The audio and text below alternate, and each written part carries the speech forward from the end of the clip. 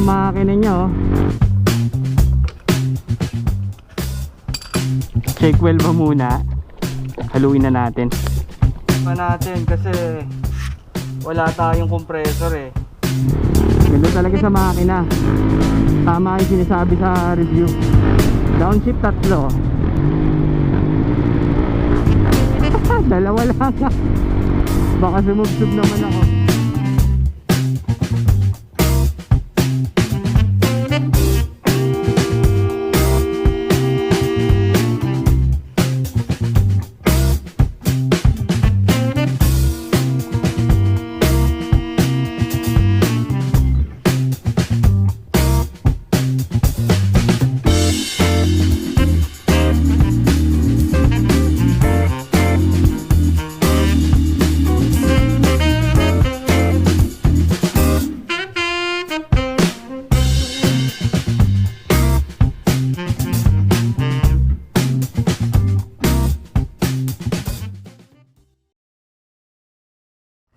Isang magandang araw po sa inyo lahat. Welcome back to another vlog. For today's video, magpapalit po tayo ng langis ng bike natin. Sa mga iba po na nagtatanong kung bakit ngayon lang ako nakagawa uli ng vlog, kasi nga dito sa Vietnam, especially sa Saigon, ongoing po yung lockdown namin. Kaya ito muna yung mga pwede natin gawin, no, na footage.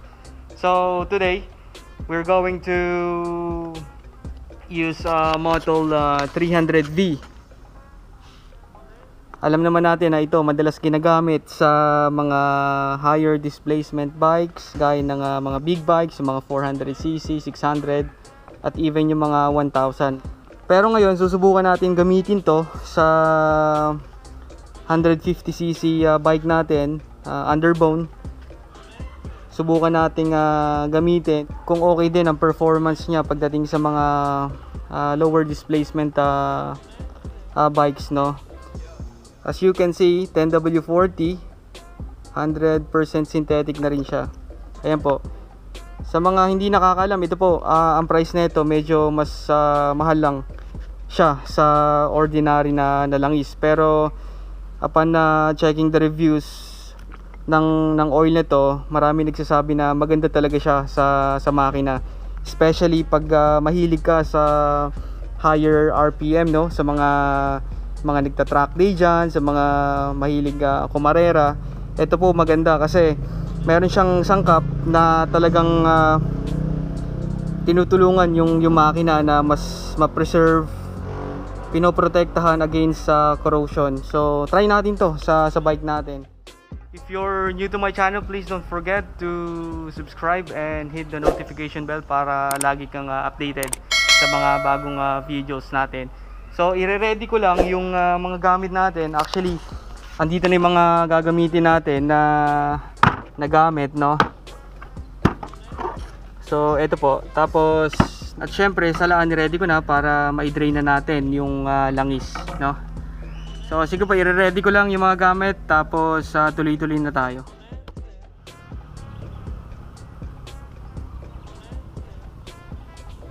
Okay, so bali gagamitin natin ngayon para matanggal yung bolt dito, 17mm. 17mm na socket wrench. So mainam kung gagamit kayo nito, mas maganda kung gagamitin ninyo yung close type, kasi problema minsan pag yung open, dumudulas siya. So may tendency na yung pinaka ulo ng bolt bumibilog.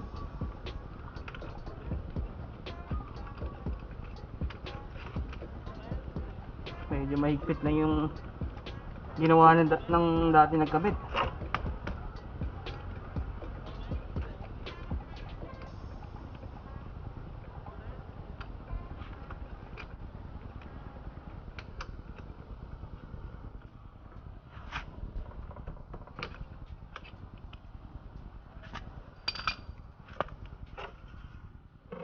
Ayan, no.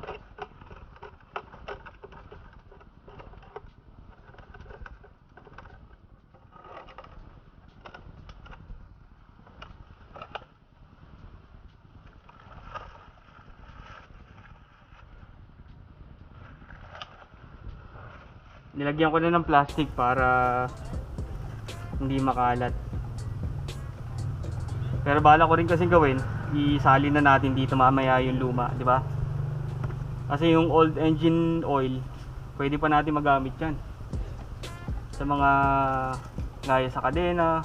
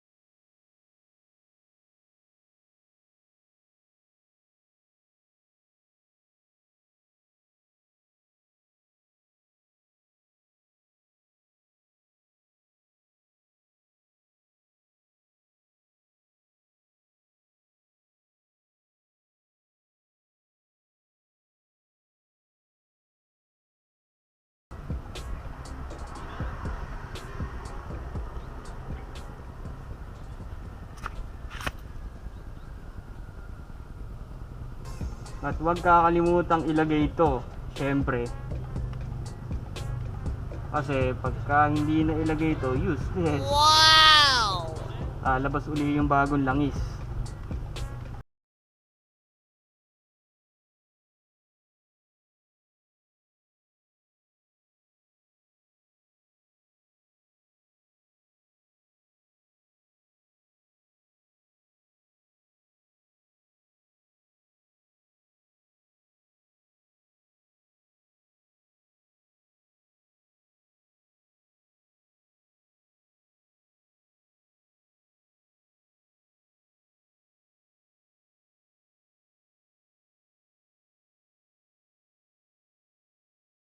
Ng view ng camera.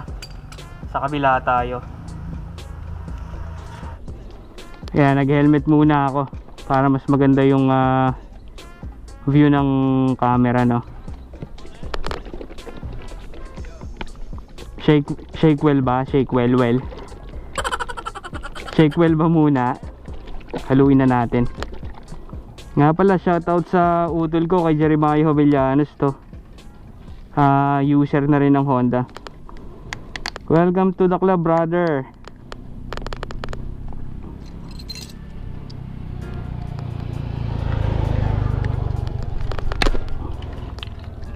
Yan. Sa mga hindi nakakaalam, ang kulay yata nito is kulay green. Kulay green daw. Ayan, oh. Check natin, ah. Di ba? Kulay green ang kulay niya. Salin na natin.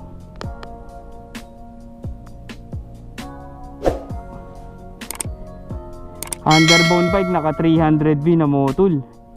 Motul baka naman, oh. Wow!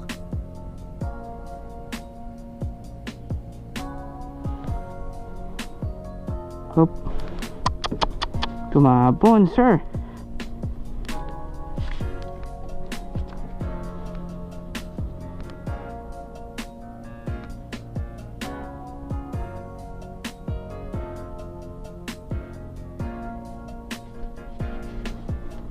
Hirap talaga pag walang embudo, eh.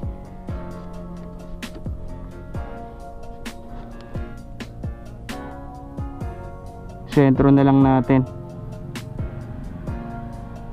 Ayan.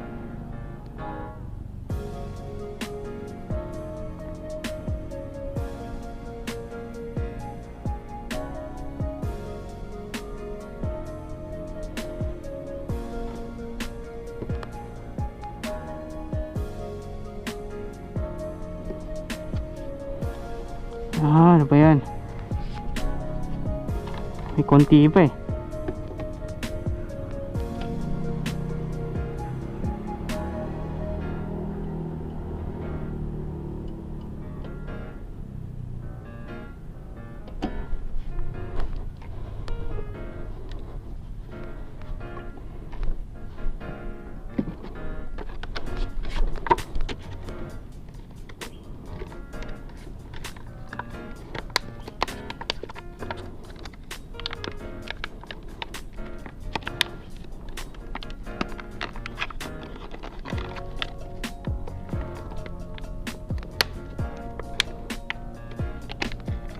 yan. Pilipino tayo eh, di ba? Oo, di ba? Para-paraan lang yan. Yan ang Pinoy. Improvise embudo.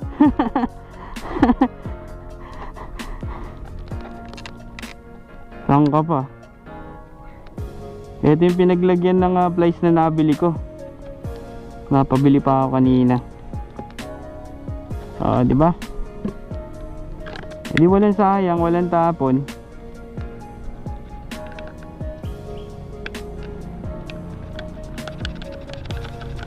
Kita nyo, improvise embudo.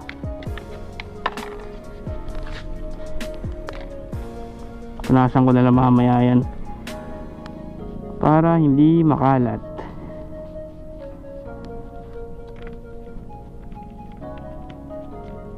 Goods na.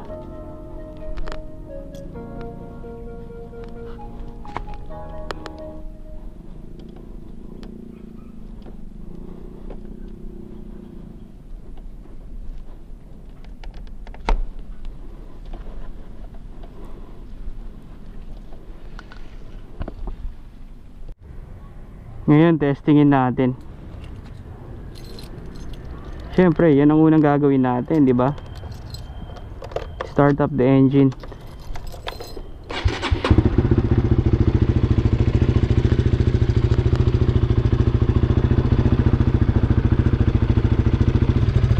Mas tumahimik yung makina kahit papaano.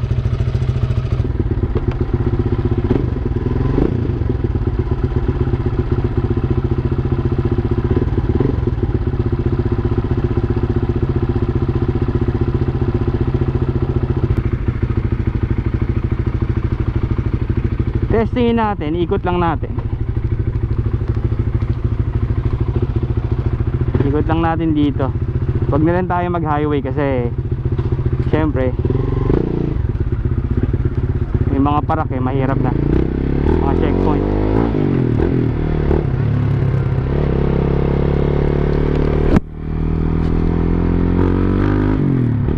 Mas tahimik ang makina ngayon. Mas suwabe siya tumakbo. Lumambot yung yung cambio. Kasi napansin ko rin one thing din, pag kailangan mo na ring mag palit ng oil, palatandaan pag medyo maganit na. Lambot ng cambio. So ikot natin dito.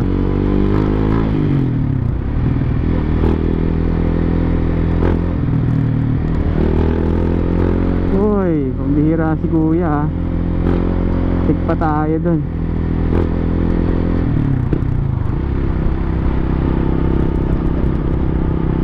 Ikot lang.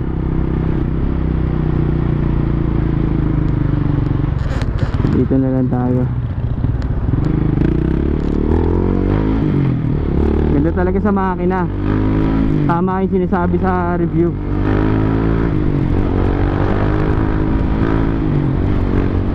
Downshift 3. Dalawa lang. Baka sumubsub naman ako.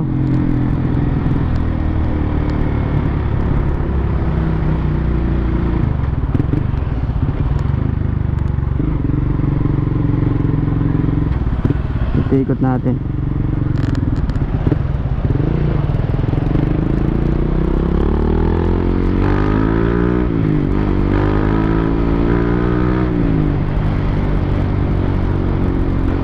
Solar boy na ako.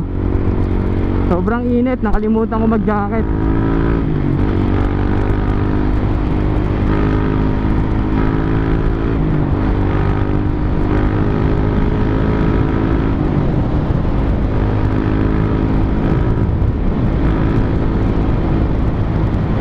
Nawala yung vibration masyado ng makina. Though nandun syempre.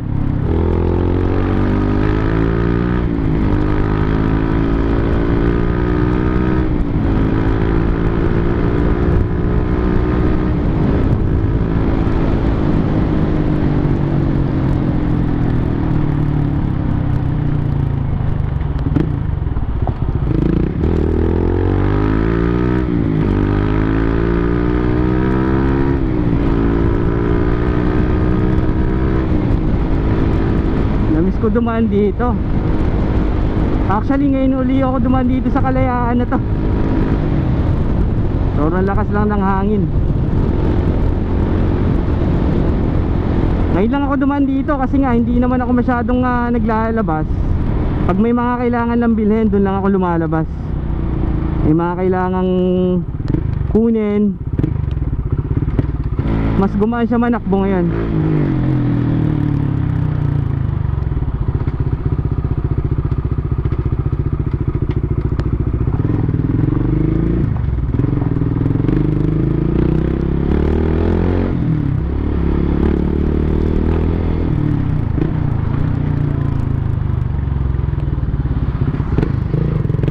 So balik na tayo.